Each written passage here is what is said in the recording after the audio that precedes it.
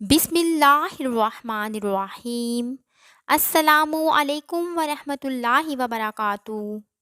آج میں 12 ربیع الاول کے دن کا بہت ہی خاص وظیفہ لے کر حاضر ہوئی ہوں۔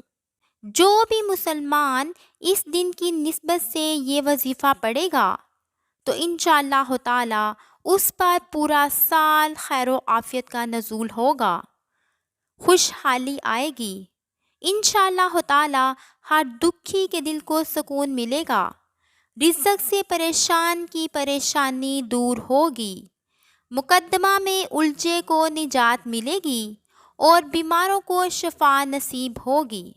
وظیفہ کرنے کا طریقہ اس طرح سے ہے کہ آپ نے سب سے پہلے درود ابراہیمی پڑھنا ہے اور اس کے بعد اللہ تعالیٰ کے یہ نام جو آپ کو سکرین پر نظر آ رہے ہیں، یا اللہ، یا رحمان، یا غفور، یا رحیم، یا حنان، یا منان، یا دیان، یا سبحان، ان ناموں کو 11 مرتبہ پڑھنا ہے۔